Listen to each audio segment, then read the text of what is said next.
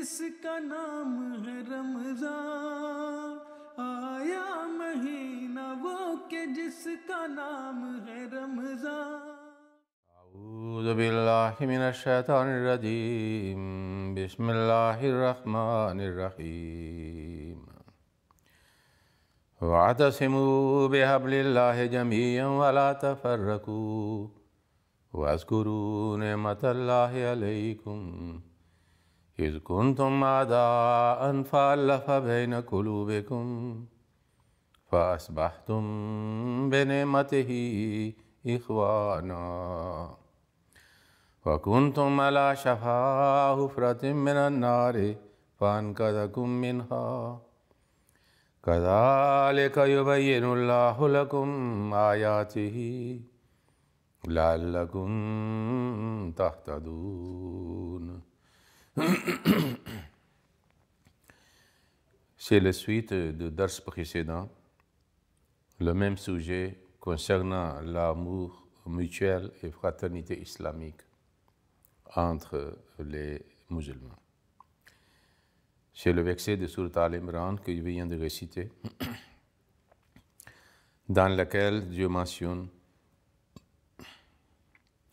et souvenez-vous de la grâce d'Allah sur vous quand vous étiez ennemis, c'est-à-dire avant l'islam. Alors il a réconcilié vos cœurs dans l'amour, de sorte que par sa grâce vous êtes devenus frères. Et vous étiez au bord d'un gouffre de feu, il vous en a sauvés. C'est ainsi qu'Allah vous explique ses commandements afin que vous soyez guidés. J'avais présenté certains versets de Saint-Coran, l'exemple et le conduit de Saint-Prophète sallallahu alayhi wa sallam, et puis de ses sahaba. Et les sahaba ont inculqué à eux-mêmes, c'est-à-dire le comportement et le conduit de Saint-Prophète sallallahu alayhi wa sallam, comme Allah dit dans le Saint-Coran, dans Sourate Tawbah, qu'il est difficile et pénible pour le Saint-Prophète de vous voir en difficulté, en problème et en souffrance. Et il est plein de solitude à votre égard. Il est particulièrement compatissant et miséricordieux envers les croyants.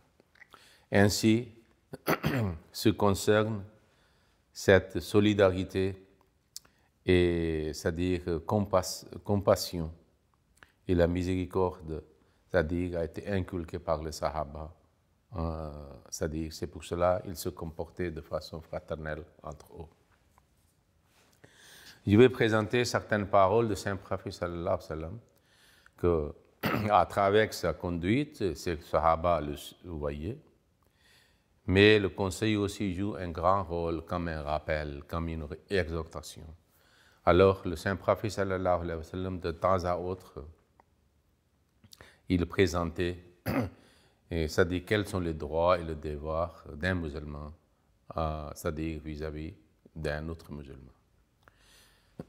Il est naturel que quand, c'est-à-dire les gens habitent dans la même ville, ils font partie de la même société, et chacun, c'est-à-dire tout le monde n'a pas le même niveau de la foi, ni de bon comportement et de bonne conduite.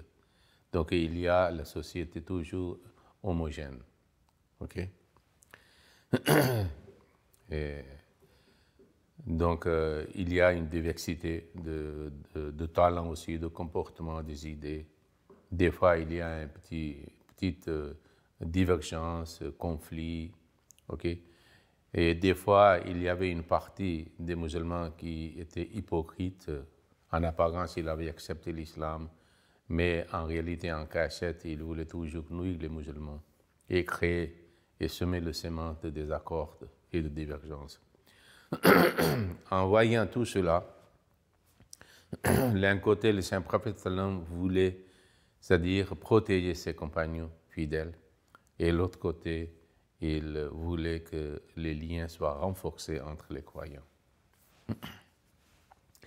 Alors, je présente certaines paroles de Saint-Prophète sallallahu alayhi wa sallam. Dans un hadith, il dit: Haqqul muslimi ala al-muslimi khamsun. Souvent, on pense que s'il y a une famille de parents et ils sont des frères et des sœurs entre eux, okay, c'est eux qui ont les droits et les devoirs mutuels. Mais le saint prophète sallallahu alayhi wa sallam, c'est-à-dire dans sa vision, tous les musulmans étaient une famille. Et le saint prophète sallallahu alayhi wa sallam était leur père spirituel. Comme Allah dit dans Surat Al-Ahzab, pas directement mais indirectement en disant que les épouses du prophète sallallahu alayhi wa sallam sont les mères des croyants. Ainsi, le prophète devient père. Mais père spirituel, ok? Donc c'est pour cela il prenait soin, c'est-à-dire quand il voyait quelque chose, il présentait. Il disait Haqqul muslimu ala al-muslimi khamsun. Un musulman a 5 droits sur un autre musulman. Ainsi, un musulman a les 5 devoirs aussi vis-à-vis des autres musulmans. Raddu salame, quand quelqu'un, c'est-à-dire prononce la salutation islamique en disant Assalamu alaykum wa rahmatullahi wa barakatuhu, alors l'autre musulman doit répondre à cette salutation. Et c'est mentionné, la réponse est Wa alaykum assalam wa rahmatullahi wa barakatuhu. Même on dit que si un musulman dit Assalamu alaykum, l'autre doit ajouter quelque chose et en disant Wa alaykum assalam wa rahmatullahi. Mais la salutation complète, c'est Assalamu alaykum wa rahmatullahi wa barakatuhu. Que la paix et la miséricorde d'Allah et ses bénédictions soient sur vous. Ok? Quelle façon excellente de se croiser, de se rencontrer, okay? De se voir. Donc, le saint prophète dit que le premier droit, que quand un musulman dit à un autre musulman, Assalamu alaykum, il doit répondre. C'est-à-dire que c'est son droit, c'est lui qui a dit Assalamu alaykum wa rahmatullahi wa barakatuh. Pourquoi? C'est-à-dire qu'il y a une philosophie très, très profonde. Lorsque quelqu'un est mécontent de quelqu'un, peut-être qu'il a raison à cause du comportement de l'autre.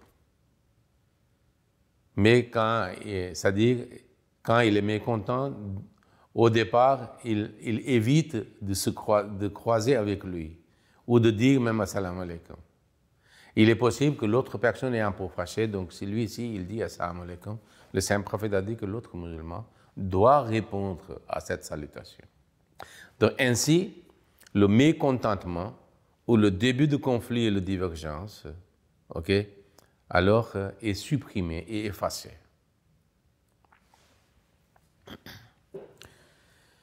Et deuxième droit, wa i'adatul marize,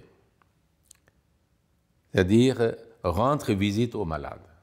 Si un musulman est malade, il a droit que les autres musulmans visitent et demandent ses nouvelles.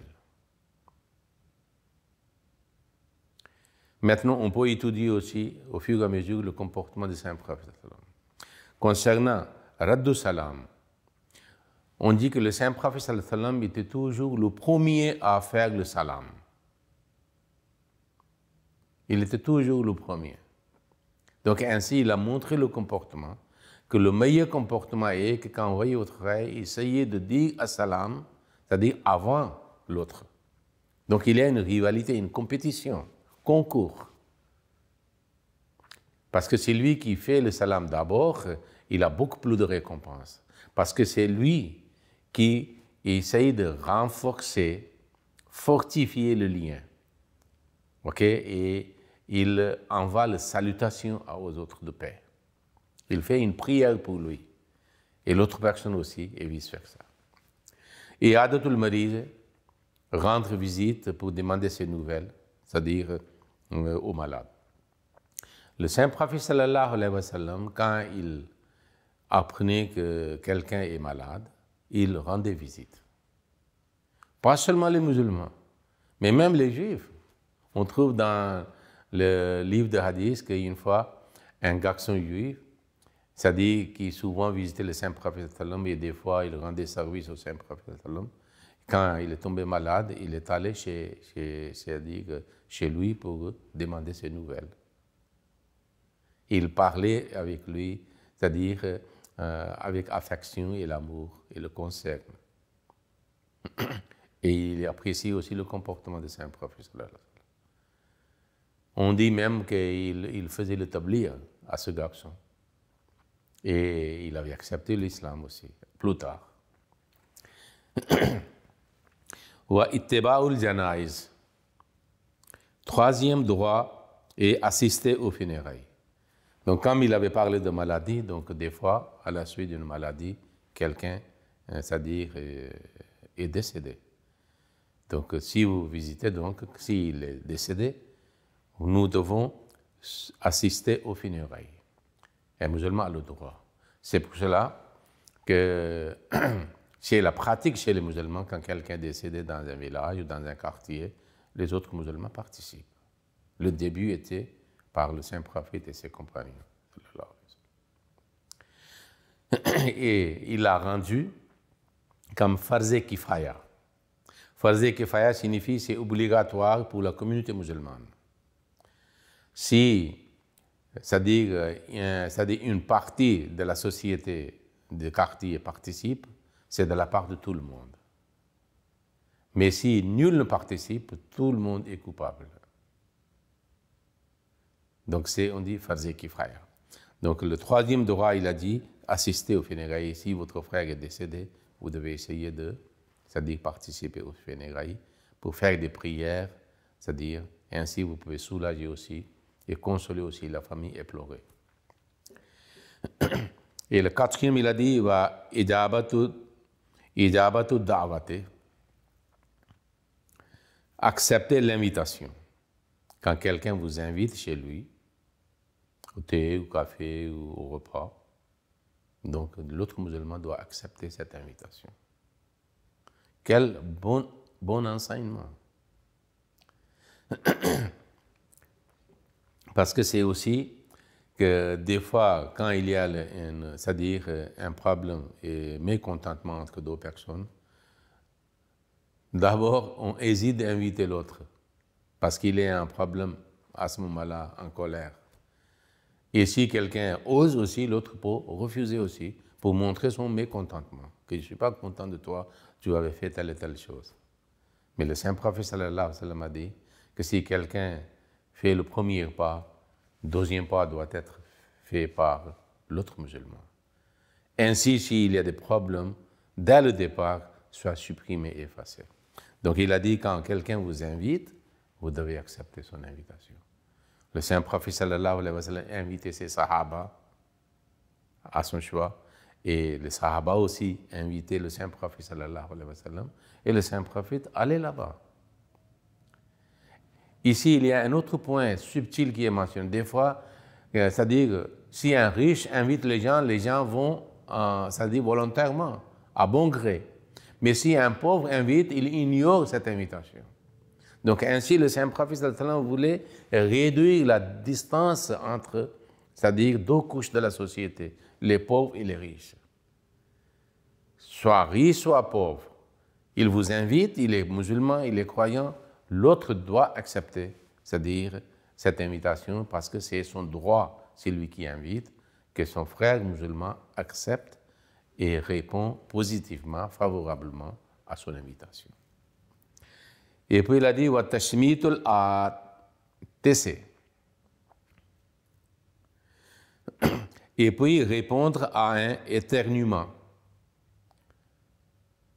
OK? C'est-à-dire, des fois, on est obligé d'éternuer. Donc, c'est aussi un état. Des fois, peut-être à cause de maladie, ou des fois, on dit que peut-être qu'il va tomber malade, il est enrhumé, OK? Mais à ce moment-là, quand quelqu'un, c'est-à-dire éternue, l'autre personne doit répondre à cet état d'un croyant. Et c'est mentionné dans le hadith comment, c'est-à-dire, on doit faire. Celui qui éternue, lui, il a dit Alhamdulillah. Tout le nom d'Allah. OK? Et je suis reconnaissant, c'est-à-dire à Allah. il y ait des sentiments de gratitude et remerciement. C'est-à-dire à la suite de ce éternuement. Et l'autre personne qui entend cela, ok, après qu'il a eu éternué, il doit dire à la réponse de Alhamdulillah, Yarhamukallah, qu'Allah ait pitié de toi. Et puis cette personne répond encore. Donc une chaîne de prières, ok, d'un croyant pour l'autre croyant, qui renforce les liens. Il dit, Yahdikumullahu, c'est lui qui éternue, maintenant il fait la prière pour celui qui avait répondu à son Alhamdulillah en disant, Yarhamukallah, Allah ait pitié de toi. Il a dit, Yahdikumullahu, Allah vous guide, wa yuslih balakum, Allah, c'est-à-dire redresse, améliore, c'est-à-dire votre état, votre santé. Maintenant, une fois, quatrième calife avait dit que des fois, c'est-à-dire que quelqu'un éternue avec force.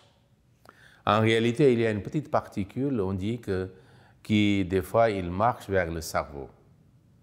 Et s'il atteint le cerveau, il y aura un problème, une crise grave de santé. Donc, Allah a créé un système de défense dans la nature de l'homme, dans la constitution physique de l'homme, que lorsqu'il commence à marcher, c'est-à-dire il éternue, ainsi il repousse. Et l'homme est évité de ce problème éventuel. C'est pour cela que le Saint-Prophète nous enseigne de dire Alhamdulillah, qu'Allah m'a aidé. Et avant que je sois touché par cette crise, ok, il m'a sauvé. Et l'autre personne dit que Yarhamukallah, Allah ait pitié de vous. Donc ainsi, il y a une chaîne de prières qui montre que c'est-à-dire que les musulmans sont solidaires mutuellement et les frères, c'est-à-dire ils ont de concern, chacun a concern pour l'autre. Il y a une autre parole de Saint-Prophète sallallahu alayhi wa sallam. Il dit La yuminu ahadukum hatta yuhibbu li akhihi ma yuhibbu li nafsihi. C'est dans le Bukhari. Nul d'entre vous n'est croyant. Ça veut dire il ne peut pas être croyant tant qu'il ne souhaite pas pour son frère ce qu'il souhaite pour lui-même. Pas seulement dans les actions, mais aussi dans les sentiments. Le Saint-Prophète sallallahu voulait établir une fraternité, une égalité. Et cette parole est pleine de sagesse, comme une valeur sociale. Okay? Il dit que si quelqu'un voulait devenir vrai croyant, donc il doit voir, évaluer, analyser ses sentiments, ses pensées, ses idées. Okay? La façon qu'il se comporte avec les autres. Il doit réaliser si l'autre personne aussi se comporte de même façon avec moi. Est-ce que je serais content? Donc, c'est comme un standard, une mesure, okay, pour évaluer quelle est la place des autres dans mon cœur, dans mes sentiments, dans mes idées. Donc, lorsque je fais, c'est-à-dire ce que je fais pour les autres, j'aime aussi que les autres font la même chose avec moi. Et ça me plaît. Donc, ça veut dire que j'ai des idées d'un croyant quelconque. Le Saint-Prophète, c'est pour ça qu'il a dit que nous devons aimer pour les autres ce que nous aimons pour nous. Si je n'aime pas que quelqu'un me traite avec tel et tel mot, avec tel et tel vocabulaire, avec tel et tel comportement, avec telle et telle conduite, je ne dois pas aussi me comporter avec le même comportement et la conduite et les paroles avec les autres, pour les autres. Une petite parole pleine de sagesse pour changer notre comportement, notre conduite. Et nous pouvons nous corriger. Nous pouvons nous corriger, nous réformer. Parce que c'est ainsi que la rancune et haine contre quelqu'un est née dans le cœur. On pense que je peux me comporter n'importe comment, c'est-à-dire avec les autres, mais les autres ne doivent pas faire la même chose avec moi. Donc ainsi, le Saint Prophète dit que vous n'êtes pas croyant dans la signification de cette parole.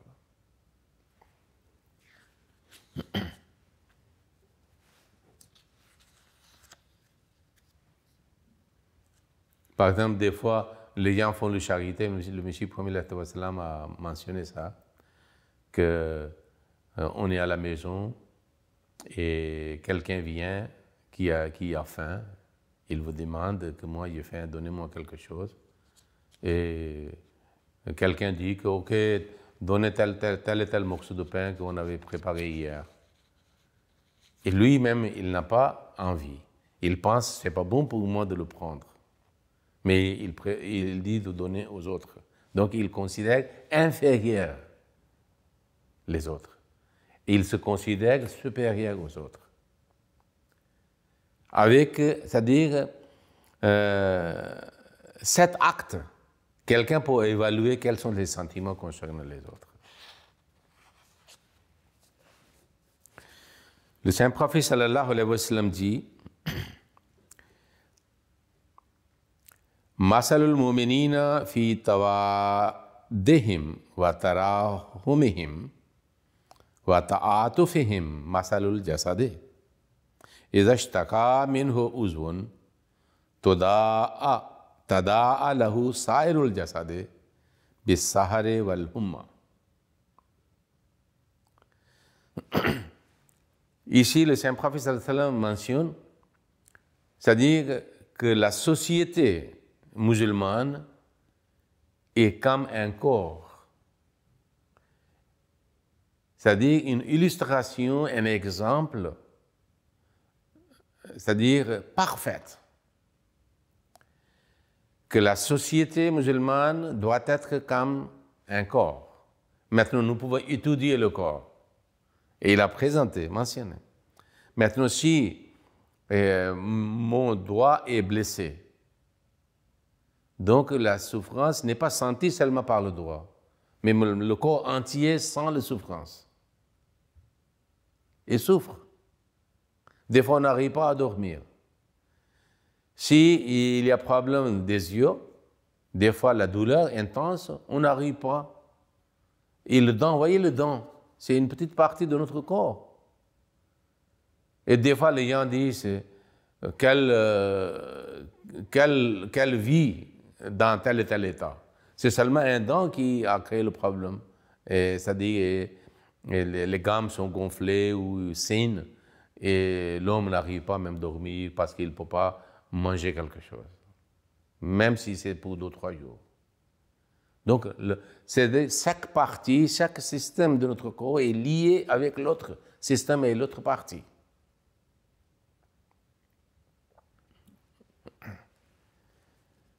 De telle façon que si nous avons des problèmes dans une partie du corps, nous prenons le comprimé, le médicament, alors c'est guéri.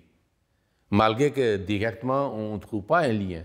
Mais le système du corps est tel, créé par Dieu, que chaque partie, chaque organe a un lien, une relation avec l'autre, soit immédiat, soit, c'est-à-dire un peu à la distance. Mais ils ont. Le Saint Prophète sallallahu alayhi wa sallam dit « L'exemple des croyants dans leur amour, dans leur miséricorde et dans la compassion les uns envers les autres est lié. Et celui d'un corps. Lorsqu'une partie du corps est malade, le reste du corps y répond par l'état de veille et la fièvre. Vous voyez? Température est augmentée. Donc, comme le Saint Prophète a dit, dans leur amour, miséricorde et la compassion. Ça signifie que si quelqu'un, c'est-à-dire est content, il a une occasion de joie, il doit partager et l'autre doit aussi, c'est-à-dire apprécier cela et partager et participer à sa joie. Et s'il a la douleur, une souffrance, un problème quelconque, le décès ou la maladie, comme nous avons lu dans le hadith précédent que les 5 droits un musulman a envers les autres doivent aussi partager la douleur, la souffrance, c'est-à-dire et la perte. Et s'il n'y a pas une liaison similaire, donc il ne fait pas partie de la société musulmane. Ok? De quel bon conseil que le Saint Prophète a dit que soyez comme un corps. Ok? Si une personne a des problèmes, les autres doivent sentir la souffrance et la douleur. S'il a la joie, les autres doivent être contents. Voyez, quand il y a deux personnes qui sont en conflit, un souffre, l'autre est content. Et des fois, un a un état de joie, de prospérité et le contentement à cause de réussite dans ses affaires, et l'autre n'est pas content. Donc ça signifie qu'il ne fait pas partie de ce corps. Donc dans tous les deux cas, c'est-à-dire on doit avoir un partage et concerne. Puis le Saint Prophète sallallahu alayhi wa sallam a dit dans une autre parole, il dit al-mu'minu lil-mu'mini kal-bunyani yashuddu ba'duhu ba'dan wa shabbaka bayna asabihi. Le Saint Prophète sallallahu alayhi wa sallam dit qu'un croyant est comme un bâtiment pour l'autre croyant. C'est aussi la société. Avant, nous avons lu le hadith dans lequel il a dit « sont comme un corps ». Ok? Le plaisir et la douleur sont partagés par le reste de parties du corps. C'est ainsi, c'est-à-dire la société musulmane. Et maintenant, il dit ils sont comme un bâtiment. Au lieu de dire corps, il a dit bâtiment. Même quand il y a le bâtiment, chaque brique est liée avec l'autre. Ok? Donc il a dit al-mu'minu lil-mu'mini kal-bunyani yashuddu ba'duhu ba'dan, chaque brique soutient l'autre. Ok? Il a dit wa shabbaka asab, il a montré, c'est-à-dire l'image qu'il avait. Donc ainsi il a shabbaké, et il a shabbaka baina asabihi, il a fait comme ça. Donc chaque doigt de main est lié et collé avec le doigt de l'autre main. C'est ainsi la société est soudée. Il n'y a pas de vide, place vide entre les croyants. Il a dit un croyant est comme un bâtiment pour l'autre croyant dont l'un reçoit la force de l'autre. Et puis le Saint Prophète sallallahu alayhi wa sallam entrelaça les doigts d'une main avec le doigt de l'autre. Puis le Saint Prophète sallallahu alayhi wa sallam a conseillé. Il dit unsur akhaka zaliman ou muzluman. Des fois, quelqu'un peut avoir tort contre l'autre et l'autre, c'est-à-dire souffre à cause du comportement d'un autre frère. Mais le Saint Prophète a dit vous aidez les deux. Unsur akhaka zaliman ou mazluman. Ok? Ça veut dire aider, soutien ou aider ton frère, qu'il soit oppresseur ou opprimé. Kalou ya Rasulallah, ils ont posé une question, parce que souvent une tendance qu'on peut aider ce qui est opprimé. Mais celui qui est agresseur, c'est-à-dire oppresseur, comment on peut l'aider? Hada nansuruhu mazluman fa kayfa nansuruhu zaliman. Kala ta'khudhu fawqa yadayhi. Quand il a dit qu'aider soit oppresseur ou opprimé, ils ont posé la question en disant que nous le soutiendrons l'opprimé. Nous soutiendrons l'opprimé. Mais comment nous soutiendrons, c'est-à-dire oppresseur?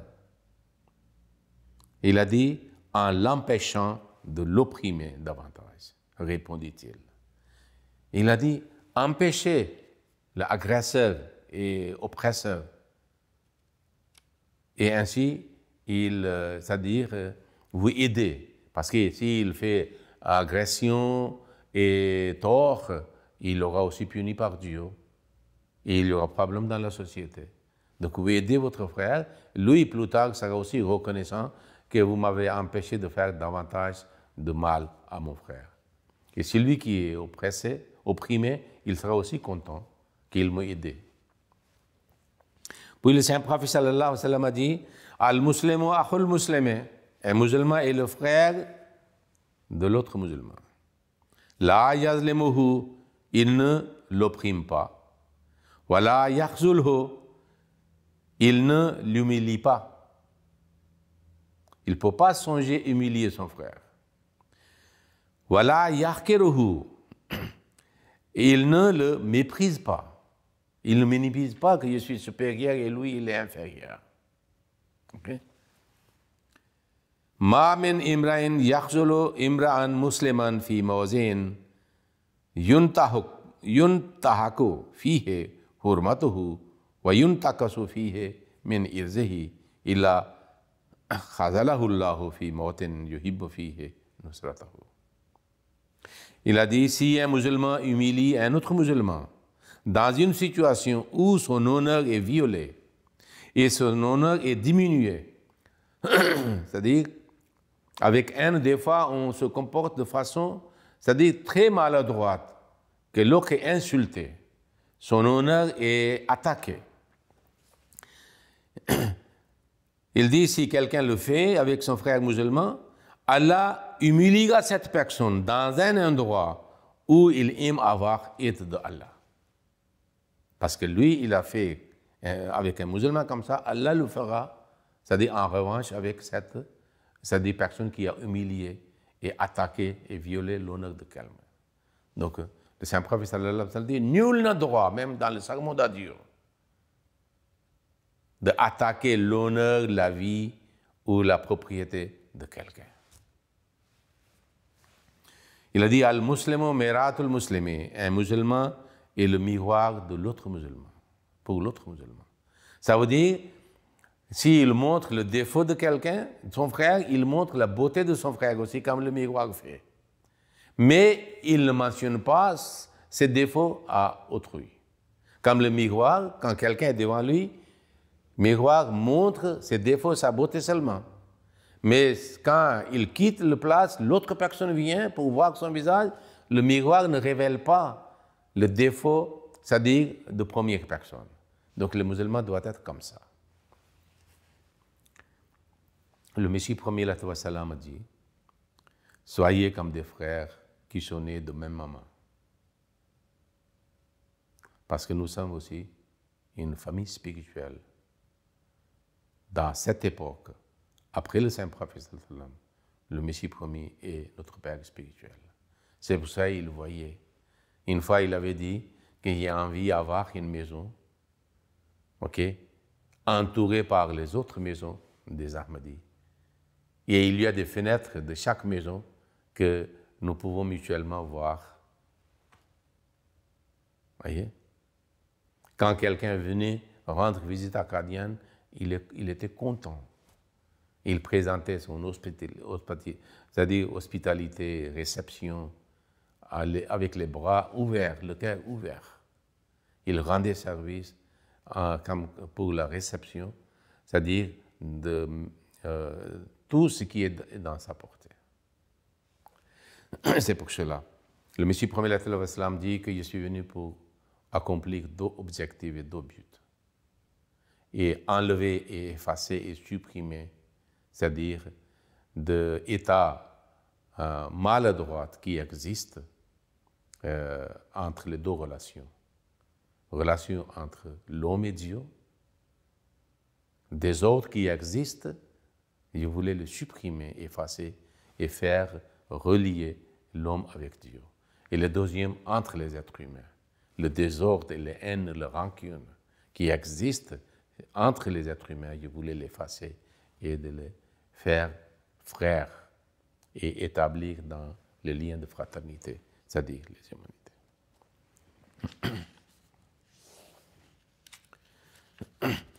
C'est pour ça, c'est le mois de Ramadan, le saint prophète sallallahu alayhi wa sallam avait dit dans le sermon que nous avions appris dans le premier dars, que c'est le Shahrul Mawasat. C'est un mois de compassion et le partage des peines. Nous sommes tous musulmans. Pourquoi pas essayer de supprimer et effacer la haine et la rancune et la distance qui existe entre nous et de devenir des frères. Toujours C'est-à-dire en se souvenant qu'avant l'arrivée des réformateurs, comment le monde était. Et nous faisons la promesse et nous faisons la prière aussi que nous restons solidaires, sincères, c'est-à-dire entre nous, comme des frères. Ainsi, la communauté va faire le progrès aussi. Ainsi, nous pouvons montrer que voilà la société islamique en Ahmadiyyat. Ça peut être un tabliq pratique pour les autres. Si quelqu'un devient musulman, il est changé complètement. Il n'est pas la même personne. Il a une compassion. Okay? Il y a un comportement de partage, de douleur et de joie aussi. Okay? Que ainsi soit-il. Allahumma salli ala Muhammadin wa ala ali Muhammadin wa barik wa sallam innaka hamidun majid.